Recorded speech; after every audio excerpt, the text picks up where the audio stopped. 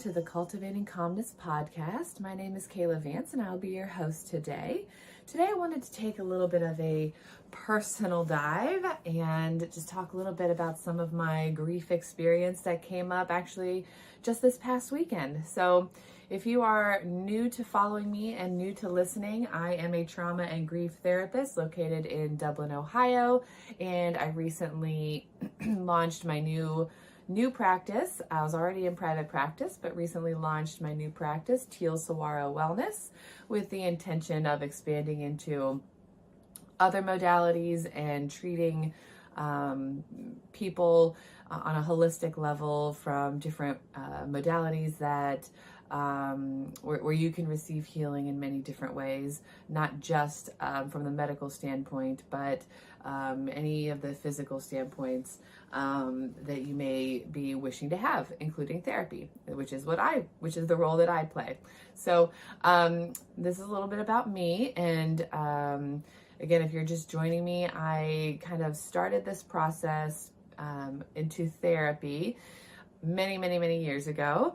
I have now been a therapist. I'm coming up on 11 years having my license as a therapist, and this all started back when I was really little. My mom died from ovarian cancer when I was 7, and from that time on, I had wanted to be in some kind of helping profession. And as I remember it, I wanted to be a gynecologic oncologist. And yes, I knew that that's what I wanted to be at 10 years old, and knew what that word was and why I wanted to be that. And as I got older, I wanted to continue with that path, but some other options also started to flow in. So when I went to college, I volunteered with a group called 𝗖𝗂𝗺𝗁, and they did fundraising for St. Jude Children's Research Hospital. So I had the privilege of being able to visit and tour that hospital and that property and all the things that they have to offer. I think at least twice. Now that I'm thinking, I think it was 3 times I've been there. It's a pretty amazing place to be, to see the work that they did. But in doing that and in doing the fundraising, I also then considered wanting to do pediatric oncology. But before I even went to college, I actually had a slight interest in Holocaust studies. So I had looked at some schools where that was an option. But for the most part, I had wanted to be in a helping profession. Though recently I did find when I was looking through some of my old stuff from childhood that my dad saved for me, I found some kind of, it must have been a project for school, and some kind of letter or journal entry of some kind. I apparently wanted to be a singer and a movie star like Barbara Streisand and Julie Andrews.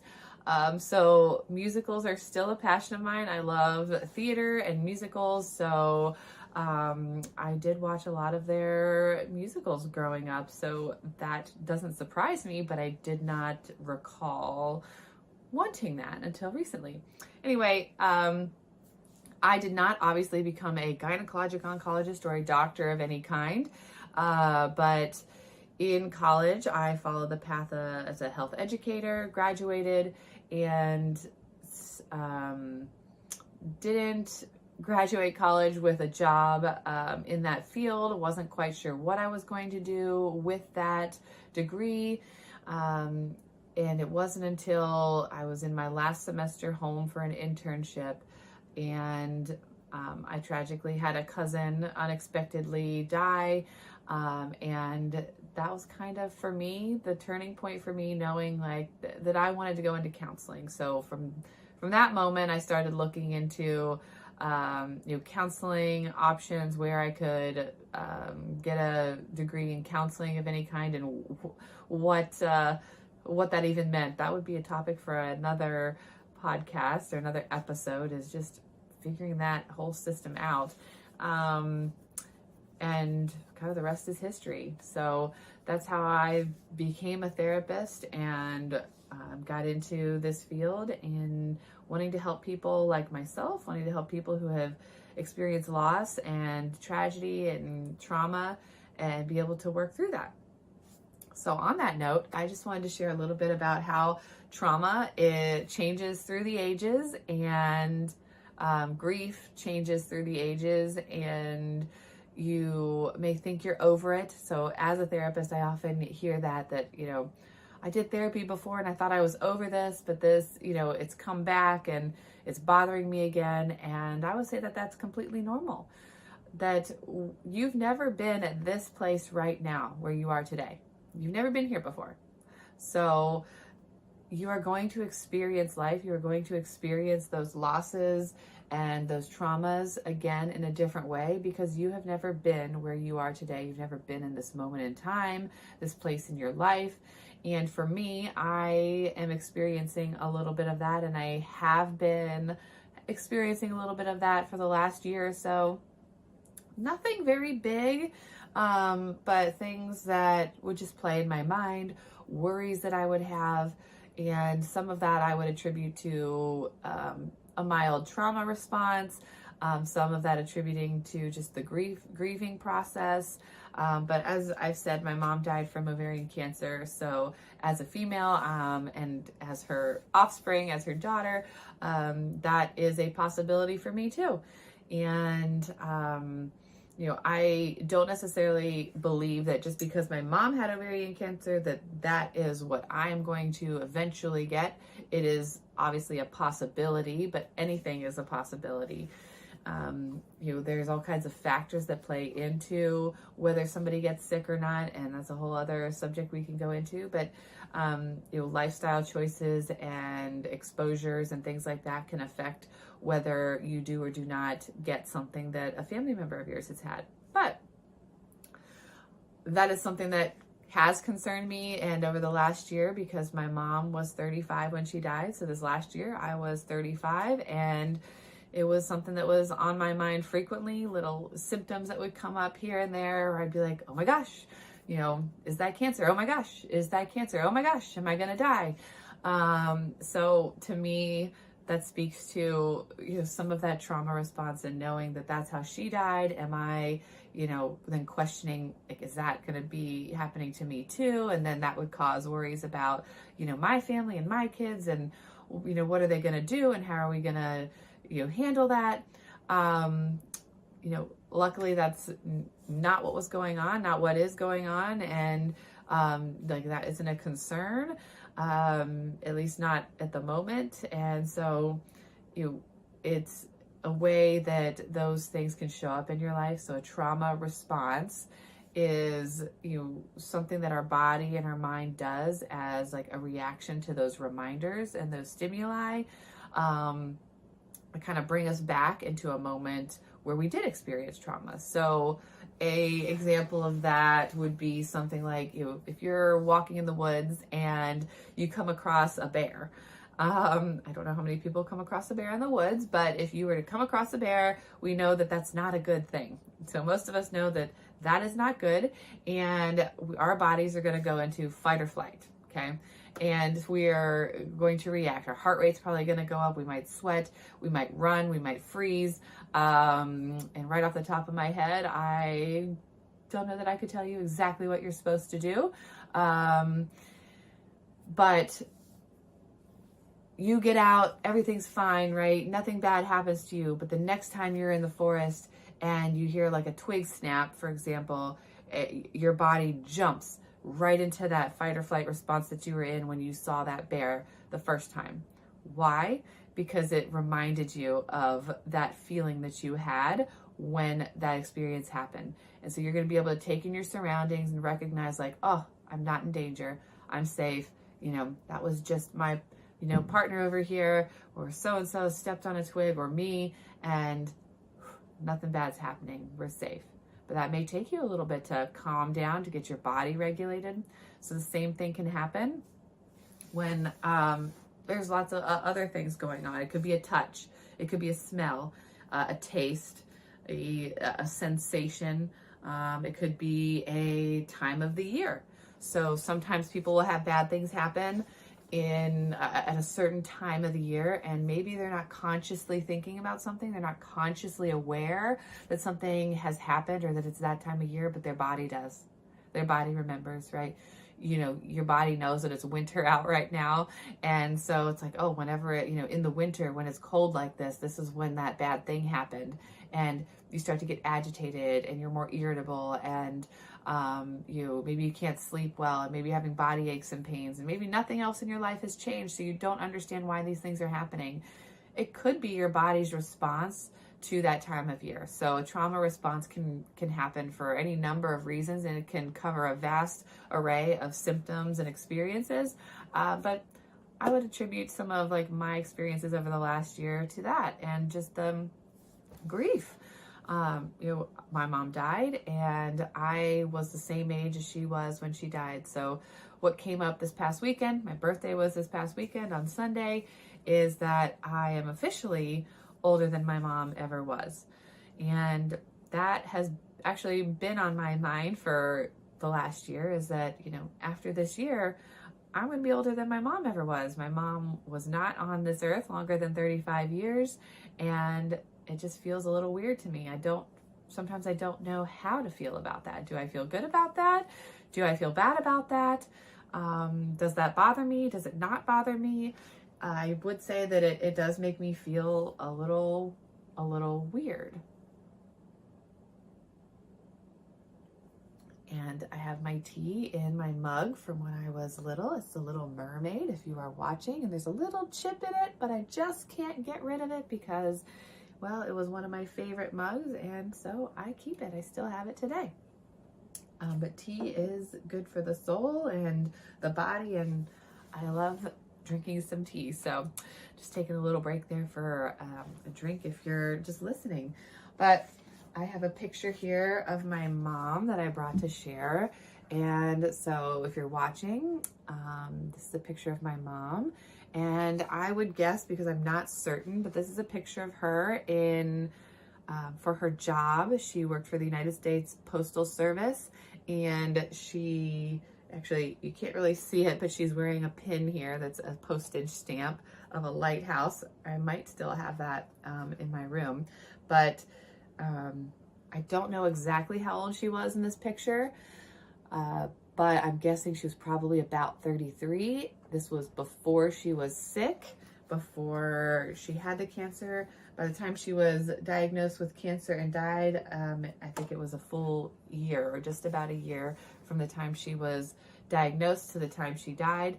And so I don't know that this was taken any time in that time frame, but so I am currently older than she is in this photo. And that just feels a little weird to me. And, I often, luckily, I guess, get people that tell me that I look like her, which makes me smile and is a positive memory. And even though it's a positive memory, I'm gonna get tears in my eyes right now, just because the grief part of that, I guess, is that it makes me happy to hear that, and it also makes me sad, that she's not here to be able to experience that with me, and that I'm not able to watch her grow and age, and she hasn't been able to be here with me to watch me grow and age and experience life. And if you believe in God as I do, I believe that she's in heaven and that she's watching over me and that she's always with me. And so I know that she's always here with me and experiencing life with me, but we know that that's just not the same as having somebody, right here with you, able to sit down and have a conversation with you and talk with you and provide insights and let you know, well, when I was your age, fill in the blank. So I have never had any of those experiences. And as I reflect on missing my mom and that grief process, I miss that. I miss that I never had that experience. So grief is sometimes the loss of the things that never will be and never were. It's that she wasn't able to be there on my wedding and wasn't able to hold my children and give me advice and share all the things that moms share with their kids. She's not able to be my best friend. I have friends whose their moms are their best friends. And, you know, there's a twinge of, you know, jealousy and hurt there sometimes when, you know, I think about that, because then I think like, oh, I don't have that. I don't have that opportunity. That's not something that I will ever be able to have. You know, so that's a piece of grief, is just being able to see that other people have things and experiences that you don't have and you don't get to have. The flip side of that is that you have other opportunities and other experiences. So for me and my family, we were lucky enough to be able to have a good support system. So I did not have one mom. I had many moms, and that was in the form of aunts, that was in the form of uncles, that was in the form of grandparents, friends' parents. It was everybody around us that stepped forward and took a role in helping to raise my siblings and I, you know, on top of my dad. You know, my dad then became a single dad, and, you know, he did the best he could, and he did the best with the help that he had, which was our family. So, you know, I have all of those people to thank, and still thank today. I still have a relationship with my aunts and my uncles and my grandparents, and recognize now things that maybe I didn't recognize then when I was little, things that I didn't appreciate when I was little, I definitely appreciate now. And as a parent and as an adult, I can recognize that those things were, you know, helpful, and that they were trying to raise me the best that they thought they should. And you know, I learned those things now as an adult, having conversations with my family members, how, you know, different ones felt about other family members' choices. You know, well, we didn't think that you should be doing this, and, you know, then another family member, well, we didn't think you should be doing that. And so that can be a downside to having multiple people in the mix trying to help you and trying to raise you and trying to make choices, is that everybody has their own opinion as far as what is right and wrong and what you should and should not do. But overall, I'm grateful to have had that. I know that many families and many children who lose a parent specifically don't have as good of a support system. And so, you know, they maybe don't have as good of experience in being able to heal from that trauma. And so, you know, I did get, you know, grief therapy and, you know, from local services and local groups that offer those services, which I would say weren't as available then as they are now. It's been, I think it's 28 years. I haven't done the math.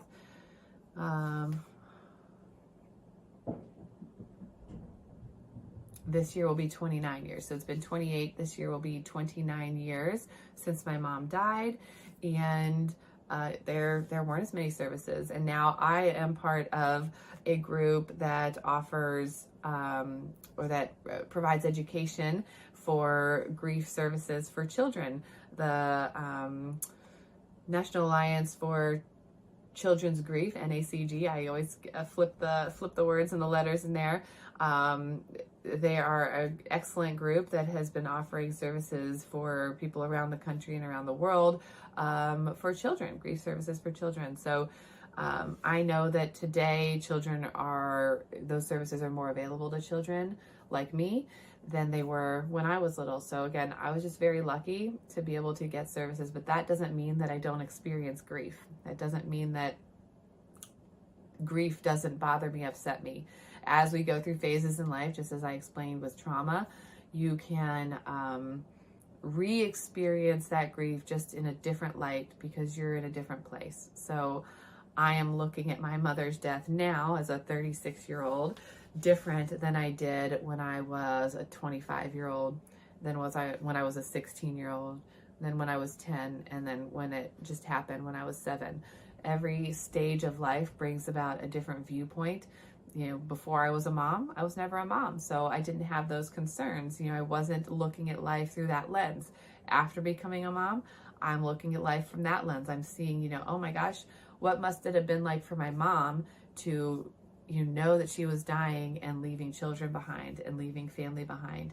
I'm able to experience that now, and I'm able to think about that and think about how scary that is and how upsetting that is, not only from a parent's perspective, but then from also knowing it from a child's perspective. I wasn't able to do that 10 years ago. I am able to do that now. And that just brings up, a whole other level of grief and experience. So I'm just here to say that grief is an ongoing process, and the waves aren't as big. There are moments where I experience grief and loss and wonder and question, and there are moments where I don't. And that is what I hope for anybody who comes to see me. That is what I hope for you if you're listening, if you're experiencing grief and loss, is that, in the beginning, it feels all encompassing. It feels like that's the only thing. If this was a bookshelf back here behind me, this would feel like grief, and this is the only thing on the shelf if everything else was off of it. But as you go through life, as you move through your grief, we add things to the shelf, moment by moment, day by day, and then we realize that our grief is on the shelf, but it grows with us versus staying the same. And I know that can feel really hard if you're in the midst of some grief right now, but your grief will change. It's important for you to get some help for that. It's important for you to talk to people. It could be a therapist, it could be friends, it could be your pastor or religious leaders, whoever you feel comfortable talking to. As a therapist, I recommend therapy because there are ways that we can work towards healing. I'm never going to be able to make it feel better. I can't, take away that loss and bring that person back for you. But we can help you move through that and learn to experience life without them in the same way as you did when they were here. So today I will finish off, I'll end this with a quick funny. So if you are watching, I have some earrings. These were my mom's. So this is one way that I remember my mom, as I do still have some of her things, and I have some of her earrings. So this is a funny. I wore these the other day on my birthday, and it became a debate at our family table as to what they are. So anytime I wear them, I get this debate. So I'm going to show you, and it's just a question. What shape are these earrings? What shape are these earrings? You can let me know. You can message me or comment or whatever, or just think to yourself, what do you think these are? I took a poll on my personal social media, and the vote was almost unanimous. And I'll give you the options that I gave them, and it was dinosaur bone, or something a dinosaur, shark tooth, steak, or hearts. You let me know. What do you think? What are these earrings? And with that, I will let you go. Thank you for joining me today, and I will see you next week for the Cultivating Calmness Podcast. Have a wonderful day.